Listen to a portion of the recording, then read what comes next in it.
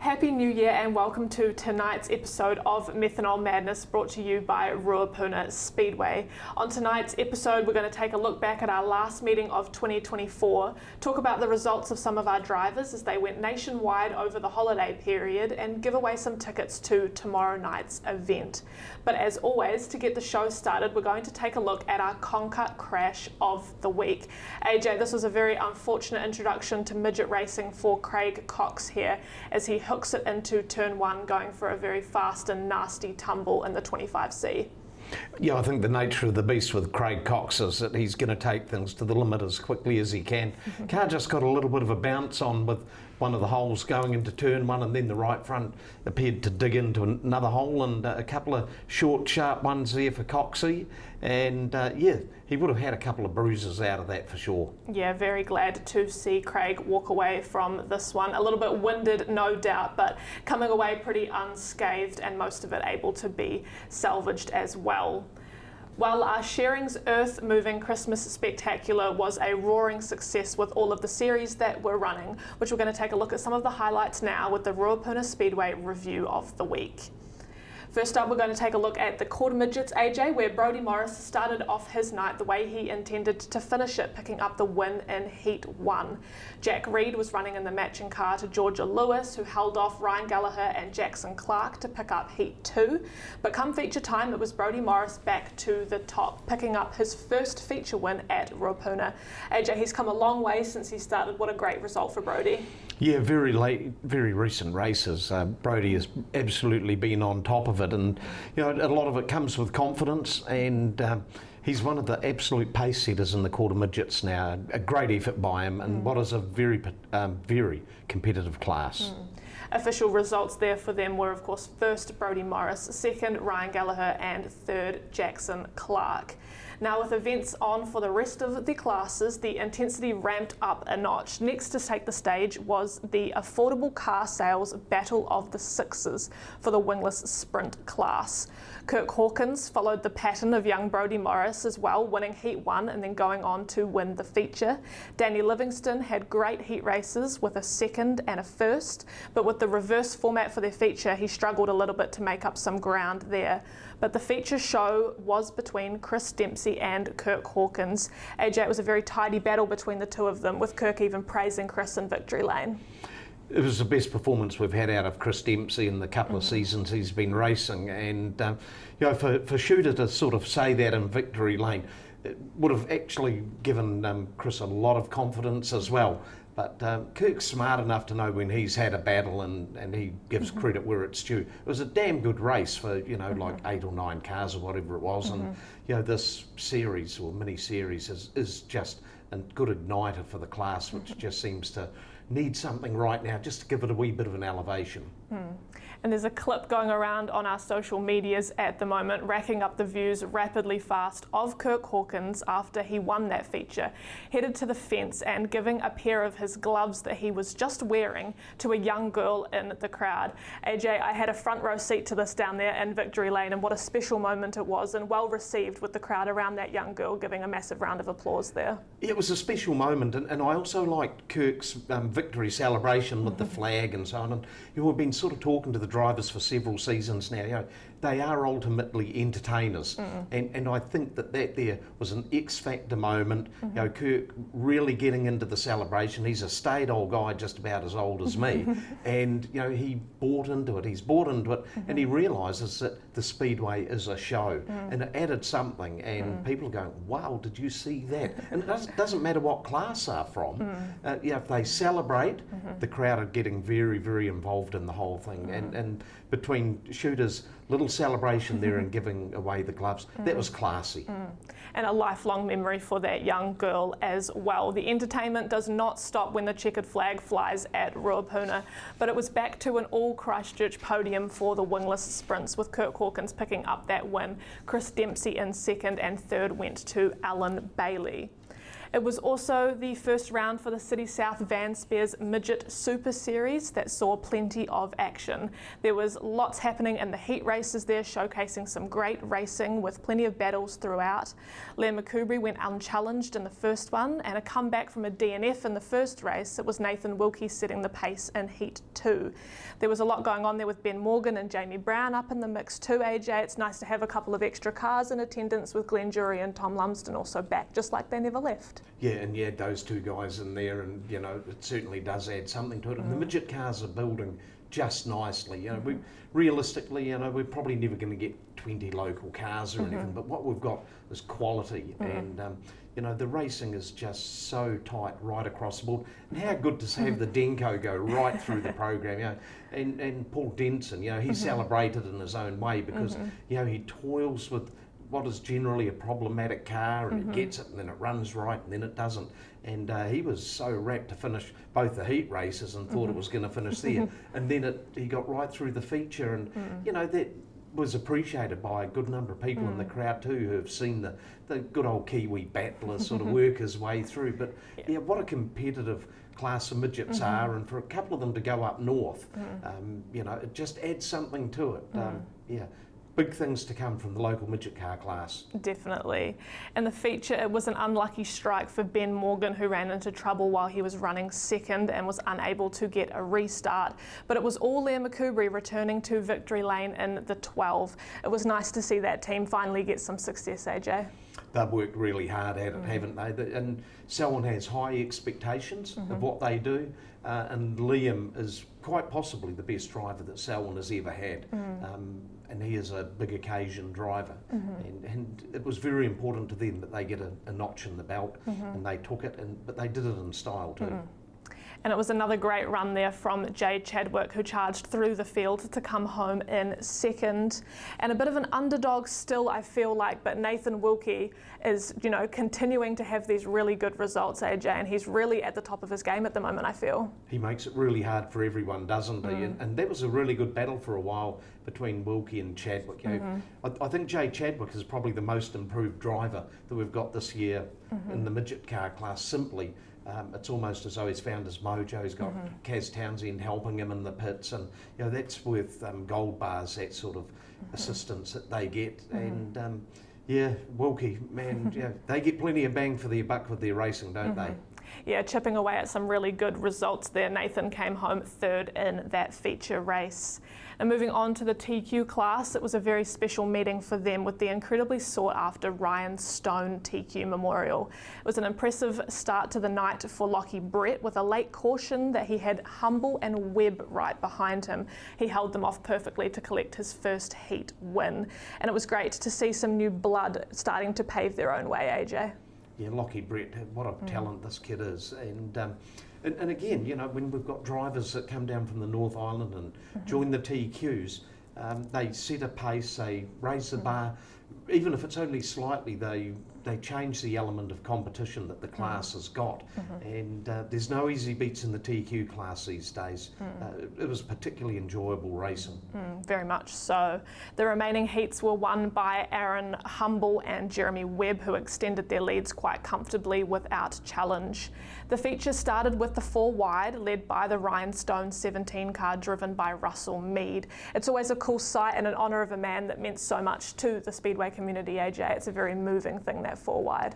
Yeah, it is. And you know, what is it, 12 years now since Ryan left us, and you know, he is very, very deeply missed by people. He pretty much saved TQ racing. It was heading down the path of expensive hand grenades and TQs, and you know, he put his own sort of position in racing up for grabs there for everyone else, so he could help develop the water-cooled engines. And yeah, it's something that will never be forgotten, and he's held in such high esteem by anyone that had anything to do with TQ racing right through the years. A very special one indeed, and great to continue to honour his memory with that race happening annually as well. Was Isabel Clark held her own for several laps at the start of that feature, looking very comfortable in the front before she was shuffled back by Blake Finlay as he took the lead. A very impressive run by the both of them, with Isabel ultimately finishing in 6th place. Blake held off the hard charges for numerous laps before he was sandwiched between them, being shuffled back into third. Then it was making the most of a late caution. Aaron Humble became the first ever North Islander to win the event, and in the classic fashion from the back, AJ, he was perfectly waiting for that slip up there from Dylan McGregor. Well, they were certainly putting some pressure on each other, weren't they? And you know, Dylan McGregor, he's a class act, and Aaron Humble, I sense that he has really got that number one in his targets right now. And I thought that Jeremy Webb also, you know, sort of had a bit of a problematic sort of beginning to the night. But man, he came on, and in that feature race, he showed that they are just about there. A few more tweaks to do, and it is going to be very hard to get that title off him. Very much so. The official podium there for the Rhinestone Memorial was first Aaron Humble, second Dylan McGregor, who noted in his podium speech at the end of the night there that he raced against Ryan back in the day and how much it meant to him to be able to podium at this event as well. And third place went to our very own Blake Finlay. So great results all around there in the TQs. But moving on to the sprint cars, another sprint car feature, another Daniel Anderson racing show. With the Hydrolink War of the Wings coming to town, it brought with it plenty of competition, but it was Guildford starting the night off strong with a quick time and a Heat 1 win. But the Heat 2 battle between Jacob McIntyre and Joel Myers Jr. was certainly one to watch, AJ. Nothing quite like that last lap dash between the two of them there. Myers had his work cut out, didn't he? And McIntyre put up a very solid showing. He's a guy that brings everything out of that car. But again, it's a bit like the visiting TQ drivers. The visiting sprint car drivers have continued to raise the bar with the standard. And, you know, there are one or two drivers that sort of stand and say, oh, you know, the Anderson team is just too good and they're doing it. Well, Dan will do something about it and chase them and chase them hard and learn from them. And you won't find the top drivers complaining about that one little bit. Very competitive, and it's actually going to put sprint car racing in a good position locally for some time. And Heat 3 went to Dylan Forsey, and the dash saw another 1-2 finish for Joel Myers Jr. and Max Guildford. AJ, I want to touch on the dash a little bit here, obviously special to the War of the Wings format for Ruapuna, but spending some time in the States myself, I kind of see the value of the dash. It's often one of my favourite parts of the night. How critical do you think it is to adding some value to the night's program? Yeah, it's critical. You know, it adds a little bit of that mix and match sort of situation with the War of the Wings. They draw for their start position. It's not highest points off the front for the dash, which becomes a bit of a, you know, sort of, it's almost set in concrete, is it? Yeah. You know, if you're the top qualifier, you're likely to lead that. But, you know, you can be the top qualifier and start from grid 6. And the strength of the Hydrolink War of the Wings series and the field is such that if you're in that dash, you're in with a battler's chance. But boy, if you're on that front row, it's one hell of an advantage, especially if you've qualified 6th and you draw that number 1 pill. The dash is a great event. Often one of the most entertaining races of the night. Feature time, it was Max and Joel were throwing everything at it early on, but lap traffic played a huge part in this one. AJ, just as Max had made some ground back on the 1NZ, it was a pass he put on Chris Jemmett there that ultimately had him spinning around. Yeah, you know, it was... Yeah, you could just see it was coming. You know, there was something going to happen. And normally the lap traffic can sort of happen around about the 4th or 5th lap. And I always say, here comes the game changer, because it is a game changer. And the minute you end up with a driver like Max Guildford or Joel Myers Jr. or Connor Rangi that sort of has to start off or restart from the back, you know, it is game on. And, you know, I think the guy I've really enjoyed watching lately has been Matt Honeywell. You know, Matt has sort of only done partial campaigns the last few seasons.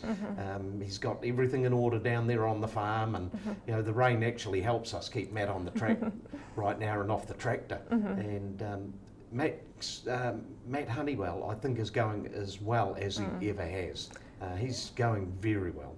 I would definitely agree with that. As the feature came back to green, it was Joel and Connor Rangi that led the field, but I don't think anyone was shocked to see Max Guildford making these big moves through the pack.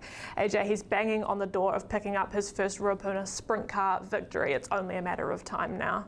It is only a matter of time, and you know, what that team has got in knowledge is you just cannot underestimate it, especially when you've got an 18-year-old crew chief and Joel Myers Jr. Not only is he driving the wheels off that car, but he's helping with the setups, and what a big step forward it is, and it's good gear. And so Max Guilford, when the betting comes available for the New Zealand Sprint Car Championship, you heard it here first, he is worth putting $10 on, because Max Guilford has really found his sprint car mojo in New Zealand, driving for the Daniel Anderson racing team. A great pairing there with that team for sure. But they may be in the spotlight the most, but they are not the only two cars on the track.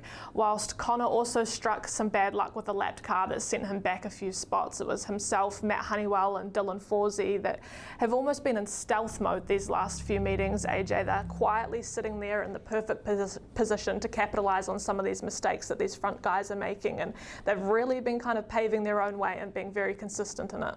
Yeah, and fast. And Dylan Forsey has put in some very, very fast laps lately, and he's a bit like Guilford, that big win is getting very close for him. I totally agree. So Joel Myers Jr. picked up back-to-back War of the Wings wins there, with second going to Max Guilford and third place Matt Honeywell. But since that meeting, it's been a busy period for open wheel racing all over the country. We're going to chuck in a little dirt track news segment here to discuss the result of some of these big events and how some of our Christchurch drivers went. Starting with the south end of the country, it was the Hydrolink War of the Wings down at Central Motor Speedway in Cromwell over New Year's, plus the South Island Sprint Car title. AJ, despite the weather's best efforts to put an end to it, they got all of the shows in. No, the weather was almost the highlight of the whole thing.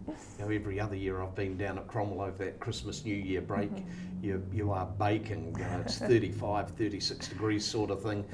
This time very unseasonable.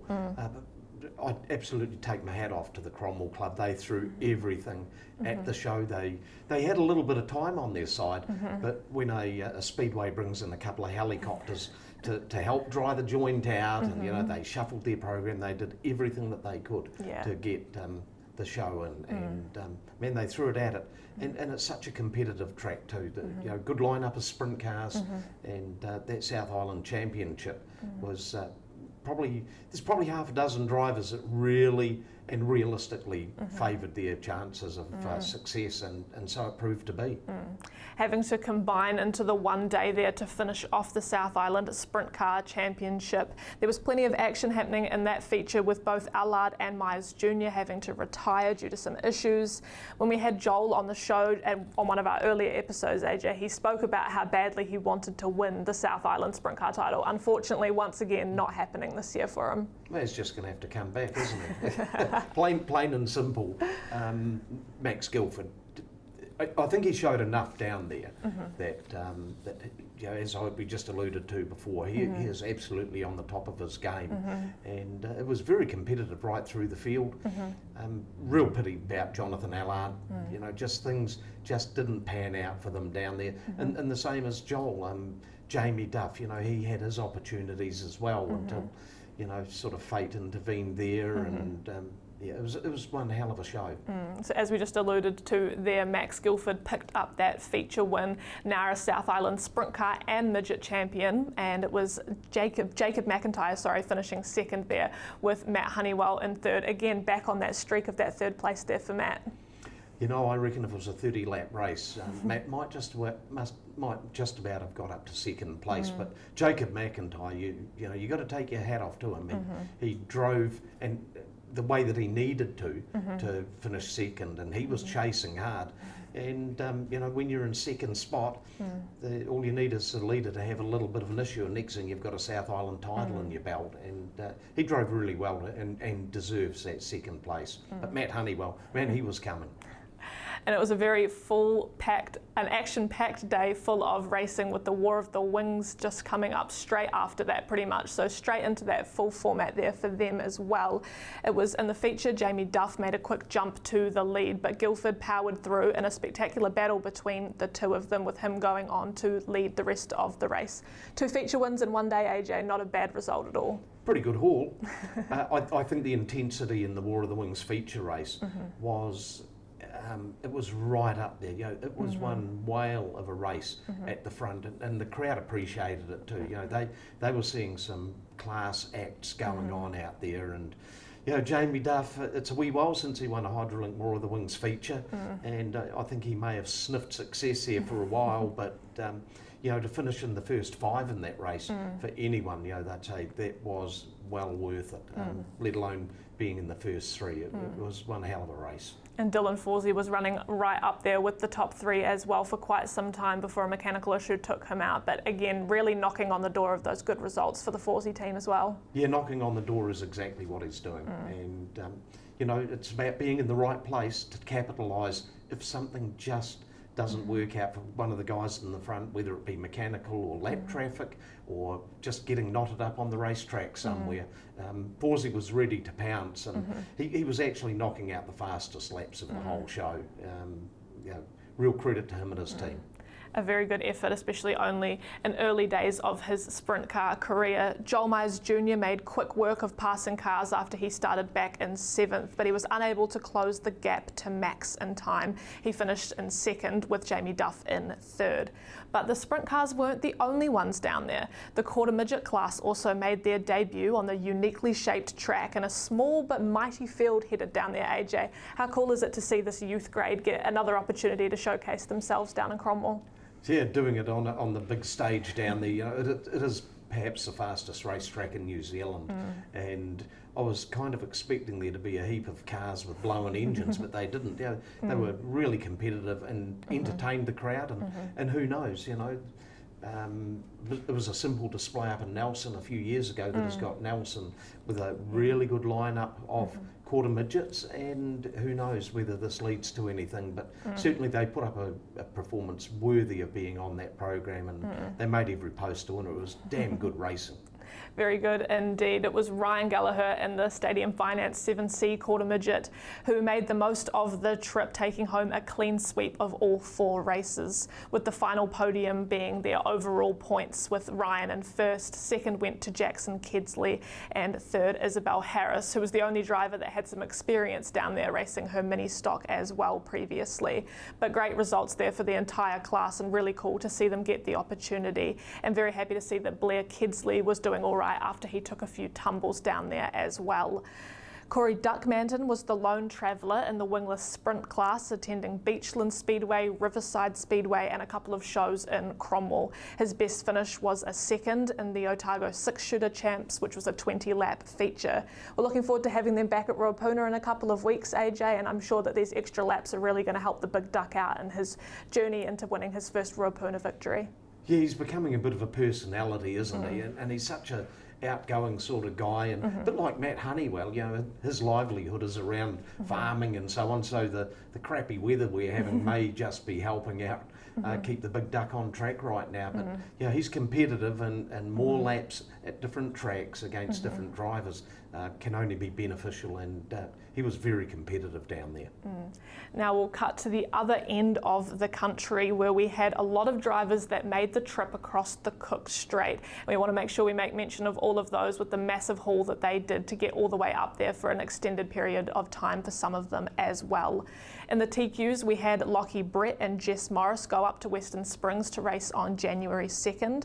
Lockie's best finish of the night was a 3rd in his 2nd heat and a 12th place finish in the feature, and Jess made some great ground after adjusting to the new track and came away with a 15th place in the feature. AJ, very valuable laps against some of the best in the game up there for those two. Yeah, and Western Springs is a very hard place to sort of get hold of when you're a competitor. It's kind of the same shape, but it's different, and very competitive, very cutthroat, and those two would have got a lot of benefit out of the appearance up there at Western Springs. It would have done them the world of good. And we also had a few sprint car drivers head up there as well. Matthew Levisage attending the most events since we last saw him, with his best result being a 3rd at Kiki back on December 14th. Unfortunately, Matthew was involved in a very nasty crash at the Springs on January 2nd, but they've certainly had their fair share of damage, AJ, over the last couple of years, and just to see them continuously kind of get up to that level level again and then be knocked back again, but they certainly haven't given up, and we're looking forward to seeing him back this weekend. Yeah, they're like prized fighters, aren't they? You know, occasionally they end up on their backside on the carpet, but they come off the ropes swinging, and there's a lot of tenacity there. And up at Western Springs, Matthew Levisage is very, very competitive, and he's got the respect of all the guys up there because they know that he is so close to just unseating a lot of them. And you know, I love watching Matthew up at Western Springs, but wrong place, wrong time. How many times have we said that about Matthew Levisage in the last couple of years? You know, I hope he doesn't waste his money on lotto tickets. And how good to see Jamie Duff get a feature win. Absolutely. Very popular. Very much so. And obviously it was also his first Western Springs feature. To those that didn't quite pick up on that, when we were sharing some posts about Jamie being up there, it was his first win in the 71, but he's been up there for many, many years, but it still means a lot to him to be able to pick up a feature win up there. Yeah, I think it was the one thing he hadn't really ticked off, and that was part of the desire when I talked to him earlier this year about being with the McDonald team. You know, there was a sort of that sort of release from having the hands-on involvement in the car to putting himself in the hands of a very, very good team at a venue that, you know, may or may not have much of a future, but there was that opportunity to tick a couple more boxes. And you know, he's been on the podium up at the Springs a few times. He was up there, finished third behind Donny Schatz, you know, one of the world's best all-time sprint car drivers. He's been so close, and would have meant a hell of a lot to them. Absolutely, a very great result for them. We also had Bailey Clive, who made the massive haul up in just his rookie year, but he was also no stranger to the bad luck. Bailey got some laps in on Boxing Day before issues plagued the rest of his trip. The team were finally able to get to the bottom of it when a change of tail tank revealed that it was most likely the fuel pickup causing their headaches there. He was finally back up and running properly, only to end up going up and over in his final heat. His best finish of the trip ended up being the 7th at Western Springs on January 2nd. AJ, the one thing that stood out to me the most about the Clives over the 2 weeks that they were up there racing continuously was that they never gave up. Bailey always went out every race thinking that perhaps they had found the issue, and even when it prevailed again, you know, they kept trying. And I think that in such a mentally demanding sport that we're in, I think that says a hell of a lot about them. Yeah, they're another lot. I've known Kevin Clyde for an awful long time, and you know, Kevin is one of those guys that, you know, you've just got to keep going. And Bailey did not look out of place in that field. You know, when the car was running right, he absolutely belonged, and he gave it everything. The racetrack was getting a little bit narrow, and yeah, unfortunately it bit him in the end. But you know, he would have learned a lot from that. The whole team will have learned a lot. But as a driver, yeah, a big development opportunity for Bailey, and absolutely good on a sprint car rookie for leaping into the lion's den that is Western Springs. Yeah, he was good. Yeah, a great effort for all of those guys. But the main attraction up at Western Springs or in the North Island over this time is no other than the Midget class, with 3 tracks hosting 5 rounds of the International Midget Series, as well as the New Zealand Midget title happening at Western Springs that last weekend there. We had Jack Lowe up there competing in the Seamount Racing number 4 with a mixed bag of results for them. A standout performance in the qualifying for Jack during the Bay 51, where he sat atop of the leaderboard for some time, eventually only falling to 3rd behind Americans Ethan Mitchell and Buddy Kofoid. Jack ended up finishing 6th in the B main at the New Zealand title. A massive effort for them, and a reunited with Seamount Racing for Jack as well. Yeah, what an opportunity with Seamount and Brett and Lee Morris. You know, they are cheerleaders for Jack and have been for a good number of years, even before they got him to drive a couple of seasons back. I did feel as though Jack, a little bit of a lack of seat time may have hurt them a little this year, but boy, when that thing was, you know, it's a top piece of gear, but when it was on song and Jack was on song, they were right up there. And again, you know, like all the others we've talked about, they would have learned one hell of a lot, and Jack Lowe was not out of place in such a, you know, talent-packed field. He was, You know, he was getting back to his old self, particularly some of those heat races for the New Zealand Championship. You know, he was giving it everything. And you've got to in those circumstances as well. Ben Morgan and the team trekked up the island in the 45C Graham Hill roofing midget as well, up there for the entirety of that series, putting in plenty of laps and competing in his first 2 50-lappers ever. He showed some great speed against the best in the business with a 5th place finish in the Springs 50-lapper. A very impressive result there for them, AJ. Yeah, probably the best midget car result realistically from a South Islander up at Western Springs. And I thought it was a great opportunity for that team to show that when the North Islanders have been down here the last couple of years, he has been, you know, really, really tough to beat. But to go up there and run so solidly on their patch, it goes to show that they're there or thereabouts. And, you know, good on Ben and his team because they were very competitive. It was a very different track on the night of the New Zealand Midget title as well, with tyre wear playing a big part in that. But Ben made the A-main and ended up with a 14th place finish. AJ, you and I both had the pleasure of being up there as race fans as well. How did you take being back at Western Springs and soaking in the atmosphere that is that place? I've been to a lot of racetracks around the world and I think it was about 1980 or 80 when I first went to Western Springs, and the minute you pull in to that car park, it is game on. You know, you sort of get that feeling I'm somewhere that is special, and Western Springs is very special. The sun was shining, big crowd. You know, they've had big crowds this season, and everyone sits there and everyone laps it up. They're a very, very knowledgeable audience. Yeah, man, that crowd, they know everything that's going on, and they appreciate good racing. It's a very, very special place, and to be quite honest, there is a fight on it, but it is worth fighting for. And I think people down here can become slightly separated from the potential reality, but Speedway, open wheel Speedway in New Zealand will be in huge trouble if Western Springs goes. And the Western Springs Speedway Association that has been formed is mounting a challenge. They've got some very, very good information behind them. Save Our Speedway, Western Springs is a Facebook page. Go on there, join the Western Springs Speedway Association because it will impact on Ruapuna. If it's gone, there's already top teams that are saying, no Springs, we're done. And you know, one of the highlights of our season is seeing the big guns come down here. You know, we want the big guns. We don't want pea shooters. And you know, it's not in a good position, but I think it's in a better position than it was the night that the Auckland Council made their decision, but that is being challenged. So all power to them. Those people are putting up one hell of a fight, and there seems to be a spring in the step around the people there too. You know, there's some positivity.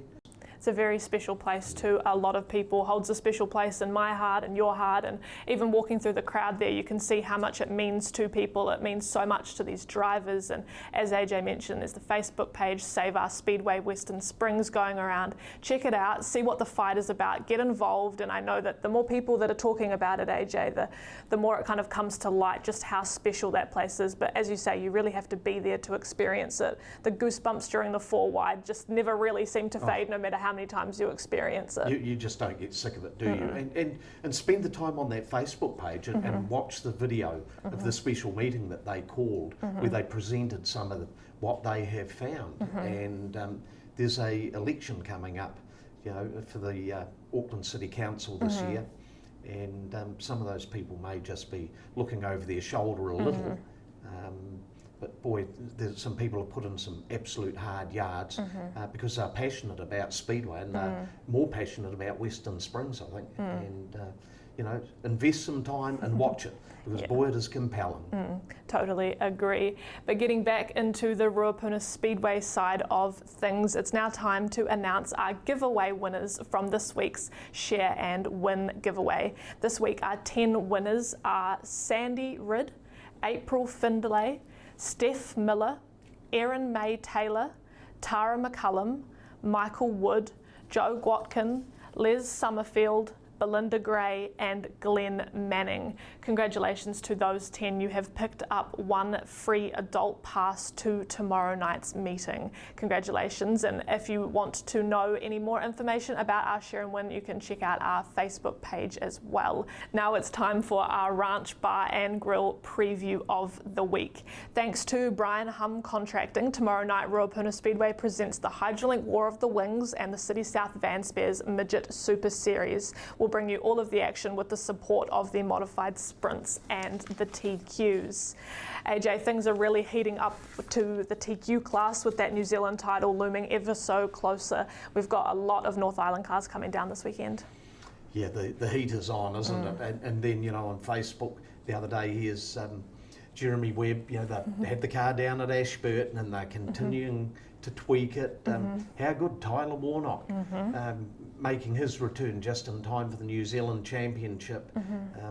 It is going to be just, for what was going to be a pretty normal night for the TQs as such, it could be a scene stealer for them because it's just so darn competitive and guys are just looking for that little edge that's going to give them some confidence. Yeah, very much so. There's 30 of them registered for this weekend, another huge field of them. North Islanders coming down that are definitely going to put the heat on our South Island competitors. AJ, we've got Royden Crawford coming in the Dalton's car, the Cooks making the trip down, as well as 2NZ Aaron Humble coming back. Of course, Caden Barker be fresh off his Tulsa shootout run, so that boy's had more laps than anybody in the last month, and it'd be interesting to see how that plays out. We've also got Scott Baker on the entry list, which I'm intrigued to see what he could mix up in that field too, as we've not seen him yet. Oh, you put any of those Bakers and TQs in amongst the field and it really adds some fuel to the fire. How many classes did young Barker race in Tulsa? It was something incredible. Was it 3 divisions or something? Yeah, too many to count, with over 1,000 or over 1,500 competitors over that week in Tulsa, Oklahoma. It's the best way to get that many laps in, so he will be very fresh. Yeah, and he's got a lot of desire too, and he's shown that all season long. So, yeah, the TQ racing is just going to be epic. Definitely. We've also got the modified sprints back, and they're proving to be a very competitive class too, AJ, with their numbers increasing and these rookies really to start putting in some of these valuable laps. But all of the usuals as well, but Liam Astle proving to be very dominant. But Brett Booth is also not far away off the pace. Yeah, Boothie is chasing hard, isn't he? And Liam Astle, you know, he is a pace setter. I think everyone acknowledges that. Yeah. But you know, every lap is doing everyone the world of good in the what is another highly competitive class. And yeah, Boothie, how good would it be for him to pull that car into victory lane? Totally agree. And Shane Tonkin also putting in some pretty quick laps at the moment and putting in some very stellar performances in those heat races, and looking forward to seeing him be able to pull that together for a feature race as well. Yep, there's a few of them that are there or thereabouts. All they need is Liam Astle to have a little bit of a problem through the night, and they're ready to pounce. Yeah, definitely, and that's kind of the aim of the game. You have to be in it to win it right at the end there with all of these classes that we have. With the City South Van Spares Midget Super Series coming back for round 2 as well. We saw how hot the competition was the last round that we hosted at Ruapuna, but Liam, Ben, Jack, Jay, the list goes on of these guys that are right at the top of the game at the moment. Yeah, and then you start throwing in the old boys like Tom Lumsden and Glenn Jury, 15 midgets. How good, you know, it's really good. I am looking forward to seeing any gains that Ben Morgan will have coming forward, and Jack Lowe's back in his car too. Jack is back, so you know, a lot to look forward to with the midget cars in that City South Van Spares Super Series. Again, it's one of those series that is only but positive. That's all it is. It's just so positive. Looking forward to seeing how that battle shapes out at the front of the field there. And the sprint cars for the Hydrolink War of the Wings, AJ, a massive field of these guys. I believe our biggest so far for this season, so looking forward to seeing them all get back to Ruapuna. Yeah, 23 entries, could go to 24 with Matt Levisage. You know, they're trying to get a car rebuilt for that, but you know, the Hydrolink War of the Wings series, it is at a real level this year, the intensity of it and so on. And Jamie Duff, you know, we haven't seen a lot of Jamie at Ruapuna this year, and we won't see him for a few weeks after this one. But you know, everyone's got their work cut out a little, but we have seen what happens with the it's almost ferocious, the level of the racing, and anyone that's out there on the track's in with a chance. So looking forward to this immensely. Definitely, and we've got double Americans with Joel Myers Jr. and Jonathan Allard attending, as well as all of our usuals. We've got Max Guilford, who, as we spoke earlier, is really knocking on the door of that first sprint car win at Ruapuna, and Dylan Forsey as well. Really looking forward to seeing how he goes after what would have been a very successful run at Cromwell if not for a mechanical issue. Yeah, if desire is anything, then Dylan Forsey is going to be an absolute threat this weekend. It's just so competitive. A big night of racing is coming up tomorrow night at Ruapuna Speedway. AJ, there's plenty to look forward to. There's lots of crowd favourites entered, as well as the ones that we know are going to put on a show, and I'm sure we're all looking forward to getting back for the first time for 2025. Yeah, a little bit of cabin fever. It seems as though it was last year that we were last at the racetrack. Oh, hang on, it is. But it seems as though it has been a big break, but not everyone has been sitting there just watching the world go by, and so there will be an element of cabin fever, but also we're starting to get to a very pivotal part of the season when we're looking at the TQs and the sprint cars, and the midget cars just continue to build. There's a lot on, and the guys, it's sort of part B of the season. It's game time. Definitely, but that wraps up tonight's episode of Methanol Madness, brought to you by Ruapuna Speedway, already up to episode 5 with only a few short months left of the race season. But thank you for tuning in tonight as we gear up for our first meeting of 2025 tomorrow night. Remember, you can buy your tickets online or at the gate, but if you can't be trackside, RJPTV.co.nz is the only live stream provider of Ruapuna Speedway. My thanks to AJ for joining me back here in the studio tonight, but until next time, keep your foot up it.